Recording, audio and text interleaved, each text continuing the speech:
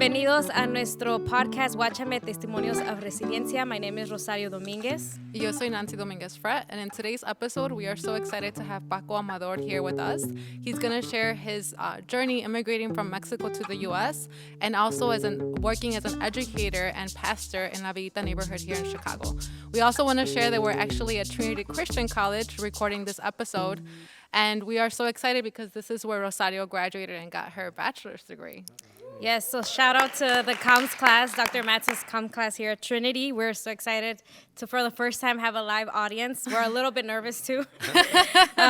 So yes, Pastor Paco, thank you so much for coming and for being available for this interview. We're so excited to have you. Yeah, thank you. I'm honored, and I'm looking forward to it, too. So first, I want to start by giving a little background of who Pastor Paco is. Pastor Paco was born in Mexico City, like Nancy mentioned before, and at the age of 14, he moved to North Carolina, where he committed his life to Jesus during his high school years. He later went to college to Moody Bible Institute in Chicago, and that's when he visited the Little Village neighborhood and immediately felt like he had arrived at the place of his calling. So Little Village, for those who don't know, is the largest Mexican immigrant neighborhood in the Midwest. But in that beauty, there's also pain, and for many years, the community has been working to end gun violence and youth deaths. So after college, he became a public school teacher for 9 years, and then years later went into full-time pastoral ministry and you left community church, specifically the Little Village location. And finally, and most importantly, he's married to Silvia and is the father of 8. Can you share a little bit about your journey immigrating to the U.S., how old you were, and why you decided to move to leave Mexico and move to the U.S. and specifically Chicago? That's good. I was 14 years of age. My story is kind of together with the story of someone that people might have known from the news. His name is Andrew Brunson, and a couple of years ago, he was actually he was a missionary in Turkey that ended up being in jail, incarcerated for a while. His father, he grew up in Mexico near where we lived, and when his father, when he was reaching the age of going to high school, he did all his schooling in Mexico. His father decided to send him to a boarding school for missionary kids in North Carolina. That's where my dad talked to him and decided to send each one of us kids. I'm the fourth one, so the fourth to go to that school. And so that's how I ended up coming to the States. I know my route is not the normal route for most people coming to this country from another country. I mean, actually, typically, there's a lot of students that come to this country from all over the world, in all kinds of universities mostly, but also high schools as well. There's a lot of exchange students and that kind of stuff. And the one thing I would say about my migrating to the States is that there's this sense of the moment that you're taken away from your context and placed in a different context. It's almost like every single one of us humans are going to be confronted by crazy things that happen in our lives. It might be like, throughout the entire point of your life, you might have an accident or somebody gets sick or, change of relationship, whether, married or single, to, children, family, all those kinds of things. And every single one of those changes are going to change you and are going to push you to think about very deep questions for yourself. But when you migrate, it's almost as if you're in a microwave, and instead of a stove that would take all of your life, it's put together into one. And at that very moment, most immigrants encounter very deep questions about themselves. And I feel like that's the one thing that I would say my experience jives together, like merges together with most people throughout the world. Somebody was telling me that all the people that are migrating, humans migrating at any given point, if you put them all together, it would be, among the top 10 largest countries in the world, population-wise. In other words, humans move all of the time. But when you go from one context to another, man, everything changes in your life. Yeah, and you were not even an adult. You were Oh, a man. child. Yeah. What was it like? Did you miss family? Oh, man. Was it hard? Was it exciting at first? What was Well, that like? I think it was exciting. You know, my own particular story. My mom had watched a lot of movies about kids studying in high schools in America, and for some reason, the movies that she had watched, you know, they all wore ties and suits and everything. So my mom bought a suit and a tie for me to travel to the States to go to school. So when I arrived actually in Atlanta airport, which is huge.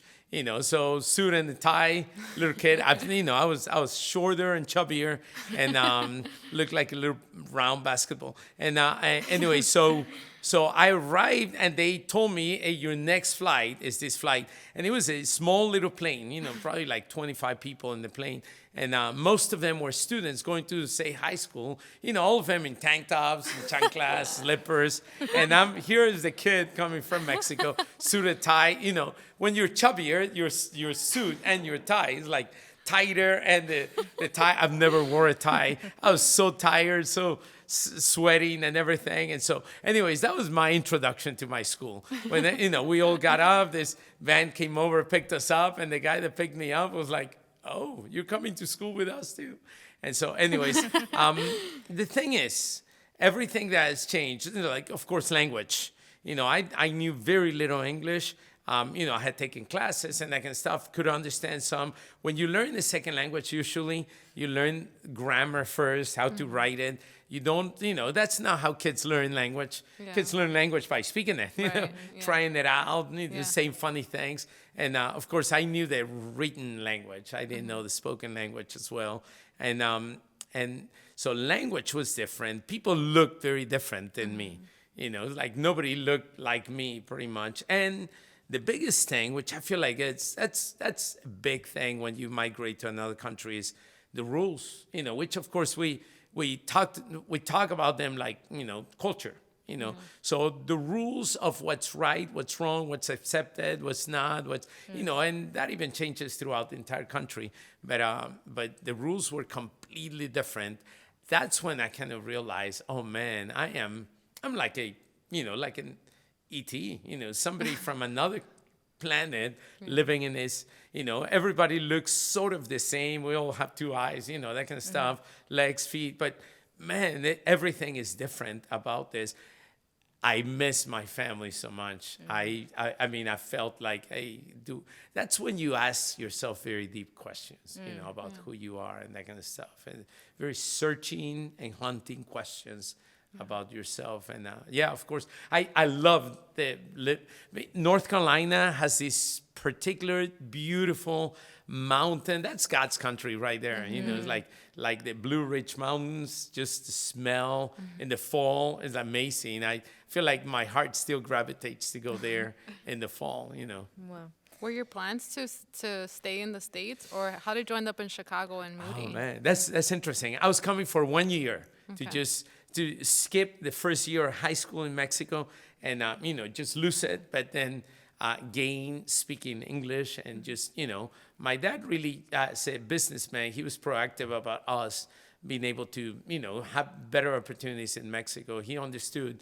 like business and all that kind of stuff. You one leg up, and but when I arrived, I encountered Jesus. I felt like those deep questions, hunting questions, led me to encounter Jesus in a very real way, and felt like my life was literally, I sense, I'm not going to go back to Mexico and be the same person. There's a different thing that's going to happen in my life. So I ended up supernaturally, God, provided funds for me to be able to stay longer. My dad, since I was 15, I did not get any money anymore for the rest of my life from my parents being able to help. At the very same time, there was a deep recession going on in Mexico. So my dad was ready for us to come back. It was like, hey, there's no more money, We're literally selling stuff from our house. And so the Lord kind of provided since then for me to, So I knew the moment I encountered Jesus, I'm entering into a greater, adventure. I don't know where this is going to lead me, but the young man that led me to Jesus, he was a missionary kid from Haiti, and he had a huge reservoir of stories of faith. And so I felt like, hey, I'm going to live by faith. I don't know where this will lead me, but I'm going to, I don't know what's going to happen. But I didn't go back to Mexico. I kind of knew I'm not going to go back to Mexico to live. So then your faith, I imagine, led you to Moody Bible Institute. Yeah. And being there, that's when you encountered La Villita. Was it the Yeah. first time you encountered a space? You said, feeling like E.T., man, yeah. coming from North Carolina and then coming to Chicago and La Villita, it's predominantly Mexican. How did you find yourself like moving to La Villita? And you've been there since. Yes. So of course, the real secret about Taco Bell is that Taco Bell stays up late till midnight.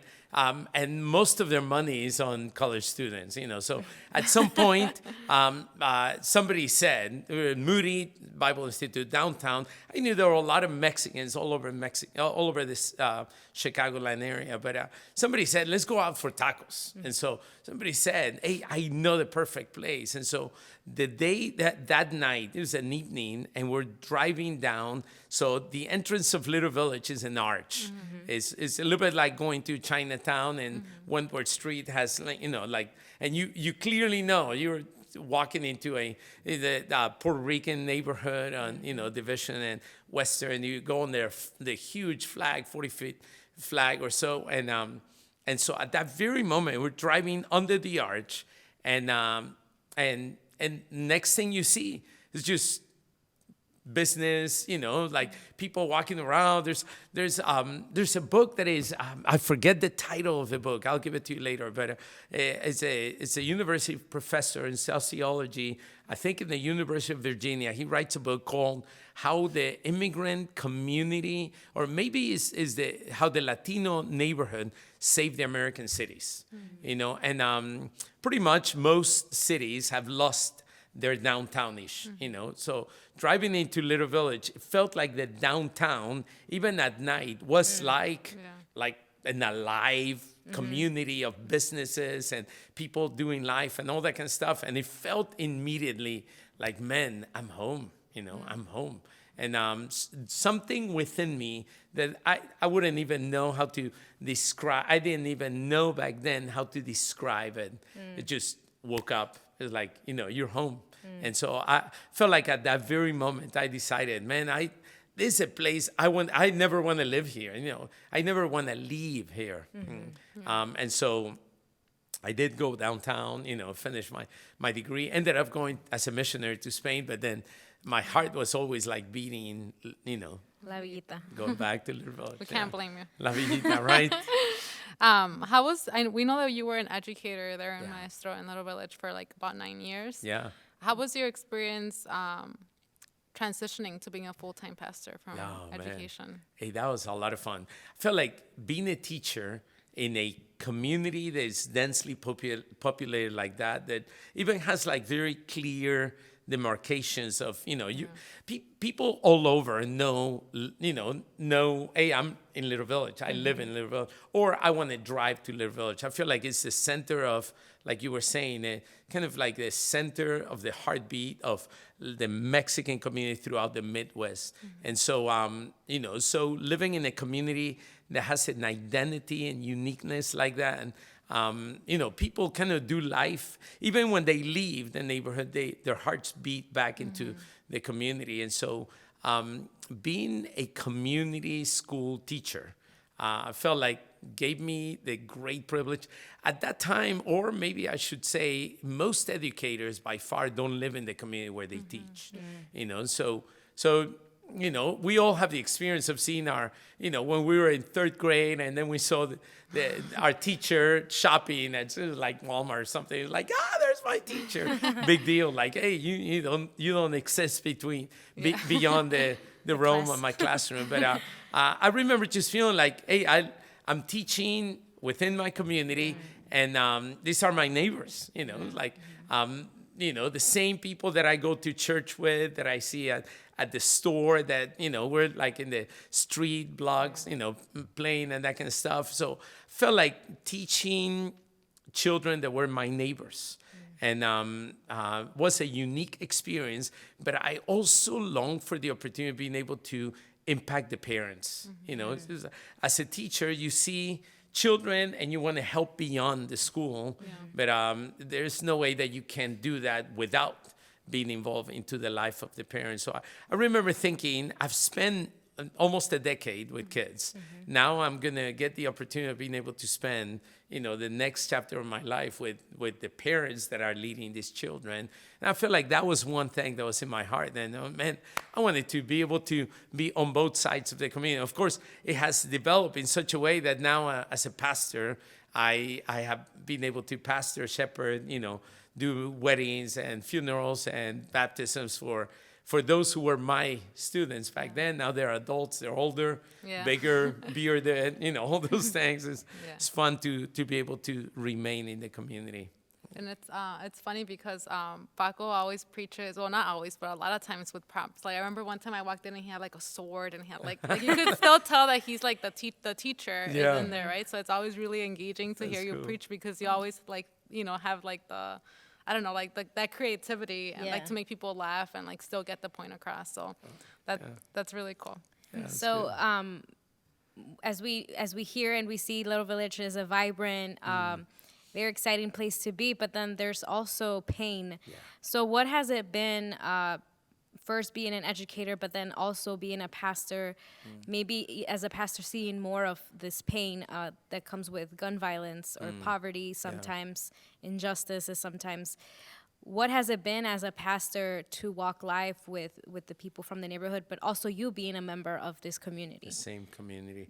Yeah, I do feel like as a pastor, I don't know how most people who are pastors in the community feel, but I do feel like it's an essential role as much as the lady that cooks in the corner, as much as the teacher that's teaching, and the alderman or the guy that picks up the trash. And like, in other words, we're all part of this unique community, and we all have an essential role that we play in serving one another.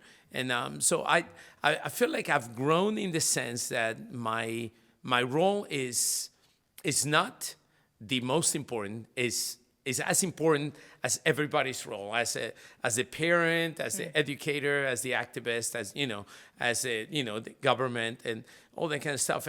But I feel like thinking about my role is everybody's role impacts everybody else, but my role impacts people in asking them to consider God's presence into their lives. What does God say about this?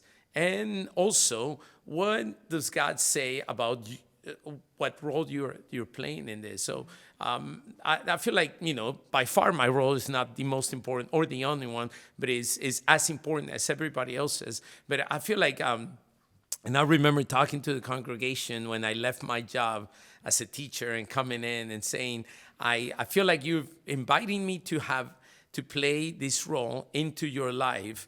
But, that doesn't mean that mine is more important than yours. But I feel like we need to be attentive to God, And when we are attentive to God, we really ask one main question. What is it that Jesus would say about our situation here? If Jesus was walking down the street in Little Village, what would he do? What would he say? Who would he align himself to? Who would, where would he spend most time? And that kind of stuff. And I feel like, Jesus by far is destabilizing.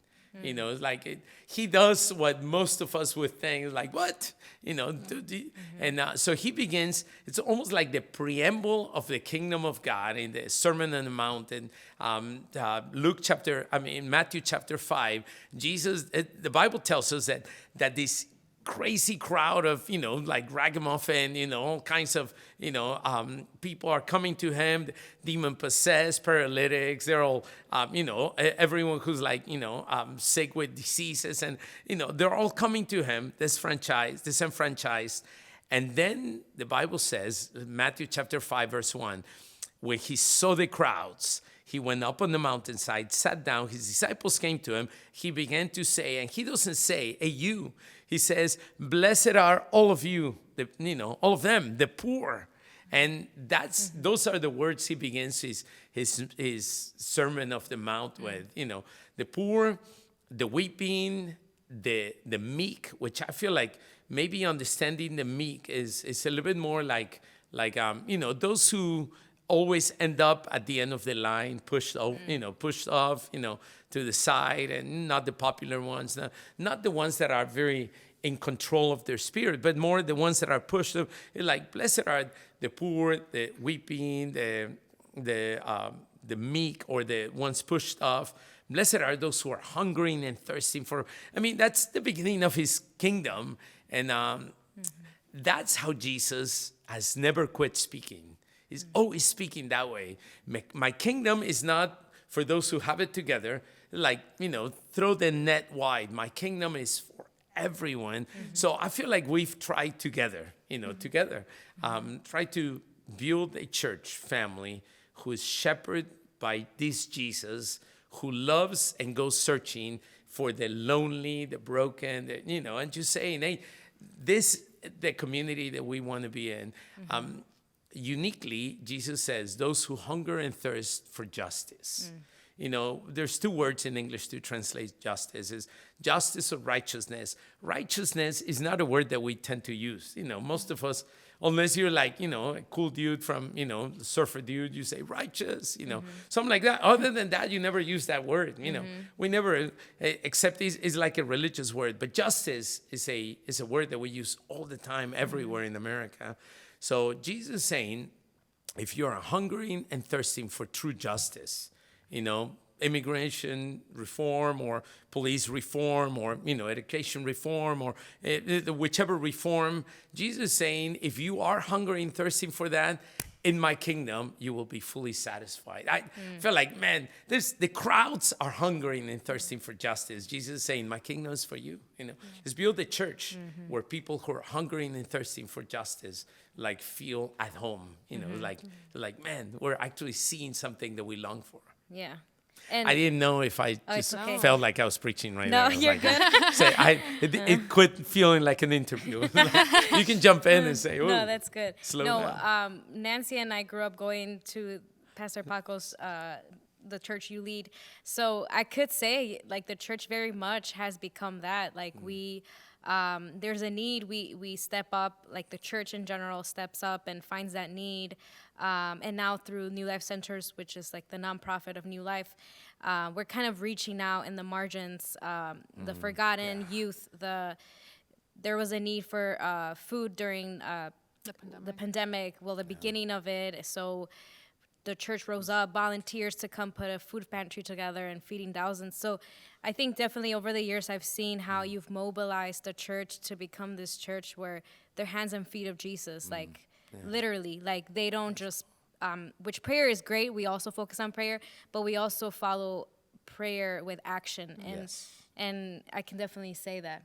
Yeah, and even the design of the church, I don't know if you guys have been to the church before, but like there's like, it turns into a gym, like like for youth to come and use it as a gym. And it just says a lot about the church, right? Like, it's open to the community. It's not closed. It's not only open on Sundays, but you guys are welcome to come and be in a safe space.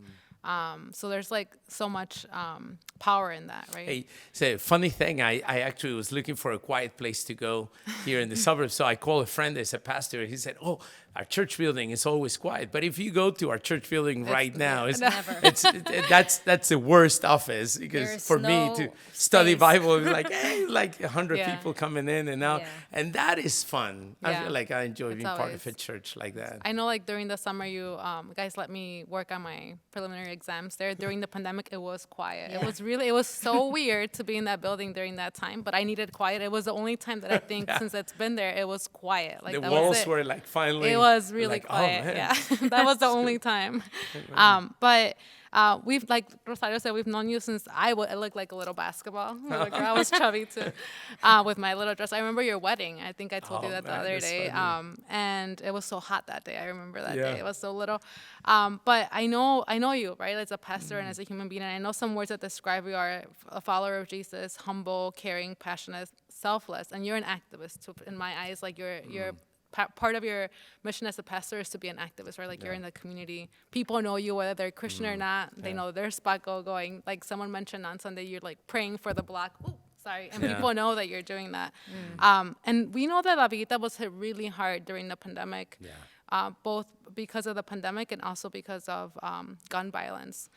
How have this event affected you being a pastor in this community? Wow. Especially this last almost 2 years. 2 years, yeah. Yeah. It's been almost You a know, year. Wow. the uprising in the summer as well. I know there was a little bit of Looting conflict. and things Yeah. like So those, a little bit of context, La Villita is next to North Londo, which is a predominantly black neighborhood. And it's just separated by, what would you, Train like tracks? train tracks. Yeah. Train tracks. And Ogden Avenue. Yeah. Ogden and Avenue, train yeah. tracks, yeah. And if you know Chicago, you know that one street makes a whole difference. Like, Yeah. this is the We're Mexican super neighborhood. segregated. Like, Yes, it's just super segregated. yeah. So during the uprisings in the summer, the day where it was looting, there was a lot of tension, like kind of racial tension. People call it a war. Yeah. There was a lot of tension in the neighborhood. Yeah, black and brown. Yeah. Black and brown fighting tension. So yeah, if you want to speak about, you know, pandemic, man, Little Village yeah. was the hardest hit in the Yeah. neighborhood, one of the At hardest some hit point, neighborhoods. Yeah. And then the uprising there, like the conflict there with the black and brown. That's what the shirt. We The can explain the t-shirt. shirt later. The one but, on there. and then obviously the ongoing gun violence. Oh, man. Yeah. Hey, when you mention it right now, I'm like, wow, there's so many different levels, right? Yeah. Food, and then peacemaking, and then and then visiting families, and there's a lot of weeping. And there, outside our building, there's this mural with close to 100 names of people who related to our congregation somehow. They've people who died during COVID. That's a lot of mourning that has happened. And then also, like civil unrest, you know, community, the community feeling that. So during the pandemic, the first people that lose their jobs are, you know, people are kind of in the society at the bottom, you know. So those with no white collar and no blue collar and no collar, kind of, you know, in a sense, you know, those that are kind of not recognized. So that's our community. And a lot of people lost jobs. A lot of people lost jobs for good or repeatedly, you know, they found a job. And a lot of people lost health and also lost the breadwinners, which that was huge. And then, and on top of that, George Floyd dying in Minneapolis, I feel like that clearly almost broke, you know, like our city, the entire city was being looted, not just the city, but all over the place as well. I mean, downtown Chicago was ravaged in many ways. You know, now you go and, you know, they've stonewashed a lot of the stones and the walks downtown and that kind of stuff. And in our community, there was this deep tension between North and South Lawndale, which, you know, so we call it Little Village, but officially in Chicago, they call the official name is South Lawndale, which is one community, but it has been divided black and brown and North and South. And I was incredibly proud of being able to join many other organizations, churches, and all that kind of stuff in doing a march from Little Village. I felt like that was one highlight of last year. Is we met together with a huge crowd. It's almost two oceans of people. You could almost say two armies. You know, like an African American army coming towards Little Village, a Latino army coming towards North Lawndale, and then we met in the middle in a gas station, and there I remember it felt sacred to me. It's like an ocean of people, and then we were invited to lay on the floor or kneel down and just pray for the next 8 minutes and several seconds, just remembering the time and in a silent way. And it was amazing to me how it must have been a couple thousand people could be incredibly quiet, just honoring and remembering. And I felt like that was like how the church goes against the flow of, you know, the natural thing is violence. But the uniqueness of what the church can do is, you know, is saying, hey, we follow a different beat, we follow a different master, we follow a different king who leads us to engage with one another in productive and, you know, beautiful relationships. And that led from there all the way to these summers united bilingual celebration right in the edge of the two communities. At a Sunday service, which I feel like, I don't know how many people went, probably a couple thousand people, and having Sunday morning worship service. That was super, super fun. So I feel like I've seen with tears, with joy, with faith, and man, so it's ultimately, it has been painful, but it's also very exciting to see the people of God alive, loving, serving, leading others to Christ and all that kind of stuff. Yeah. Yeah. Man, it's so exciting, isn't it? Yeah. So what Pastor Paco was talking about is this initiative called One Lawndale. Yeah. One Lawndale is basically this initiative from community leaders and pastors from both North Lawndale and Little Village, where they're like, we got to come together and create unity between these two communities that are right next to each other. So we created T-shirts like the one Nancy's wearing, where it's like images of just community members from North Lawndale and Little Village. And that's a huge mural also outside And there's the also a building huge of our mural. church. If you're ever in Little Village, right outside our 27th and Lawndale building, we just finished a huge mural, basically with the same idea. With Healing together now, right? Yeah. Healing together, stronger together. One Lawndale, promoting that. So I think obviously there's always more to work on, but I think it was a great initiative where the church and the community came together to kind of try to work towards solving this conflict. Yeah. But finally, we want to kind of talk about your future. We know that you're in a doctoral program. Can you explain, what are you studying? What is that like? And what are you hoping to do with that? Wow. Well, the main reason why I'm about to finish my doctoral program and pushing forward is because I want to see if I can get my wife to call me Dr. Paco. Like, I don't know if that's going to happen or not, but I sense that this doctoral program is, I turned 50, well, I'm 52 now. And when I turned 50, in the Bible, there's this image of Jubilee, Jubilee is almost like a resetting, all debts forgiven, land that was lost to the family restored, and, everyone who's incarcerated released. Once every 50 years, total reset, which, when you think about it, really, that's a way of every nation being able to avoid having to have a revolution. Every 50 years, any society is probably ready for a revolution. The rich have gotten richer, the poor have. But so God is saying, hey, just forgive all debts. And so I arrived at my 50 years of age, and I said, man, it almost feels like a brand, which, by the way, every young person hearing is like, it gets better, man. You haven't lived until you get to your 50s, and then, like, that's when you give up, thinking that you're cool or something, Like, when you get done with all those battles, am I good looking? Am I cool? Am I, like, I'm just whoever I am, There's so much peace there. And so I think you can almost get on to life. So anyways, at 50 years of age, I started thinking, hey, what's next? How do I do this next season well? And I'm super excited for what's ahead. But part of it is thinking, how can my contribution in this world be focused? Like, you start thinking about, like, I only have this other section of my life to live. I want to live it well. I don't want to waste time. I don't want to be meddling into everything. I want to focus. And so at the same time, I kind of have had to go through my doctorate slowly because of so many kids, the church involvement and, all those fun things. I don't regret any of them. But during the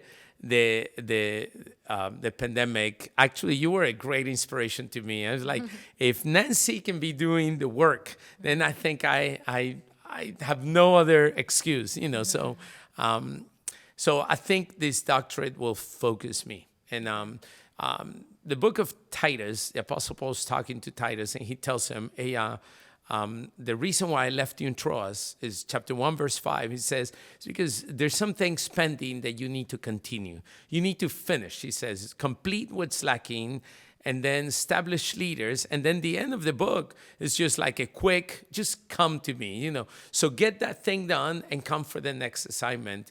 And I felt like that's pretty much for me. That's my next assignment, I think, is waiting, but I need to be able to continue to complete what needs to be finished, that I need to be able to finish. I don't know what that role will be, but I know that through the doctorate, it's meant to be almost like the gate to the next, what contribution will God have me to do that I can get a singular voice and, which I feel like that's why you're writing your dissertation as well as your thesis is just, I'm contributing not just to my family, to my community, but to humanity as well. And so I'm looking forward to that. That's a fun part of it. Yeah. And what's your program name or what? So it's transformational leadership. Okay. Which I feel like, whoa. That's at... I'm going to be a doctorate in transformational leadership. Yeah. That's Becky Graduate University. Becky Graduate University. Okay. So we are so happy that you came. We enjoyed our conversations. Yeah. I don't know if you want any other questions you have. No, I think it was really fun to hear more of your testimony. Like I said, we've known you since you were little, but we didn't know. For example, I didn't know you were here since you were 14. I thought it was when you came to Moody. So it's really nice to kind of piece in everything together, the puzzle basically. But yeah, thank you so much for being here. Hey, thank you guys so much, and shout out to Little Village. I feel like in the news it tends to be like some sort of negative, and when you live there, it's like, it's a beautiful community. Why would I ever want to live somewhere else? And so anyway, so thank you so much for all the work that you do to promote, good things that are going on. Thank you so much for your blog as well. Yeah. Thank you. Well, thank you everyone for listening and watching our podcast and our live audience here at Trinity. We enjoyed this episode. Stay tuned for our next episode coming up next month, since we're posting every month. And remember to follow us on social media. We're on Instagram. We're on YouTube. We are on Spotify. It's Guachame Podcast. And we will see you next time. Hasta luego. Hasta luego.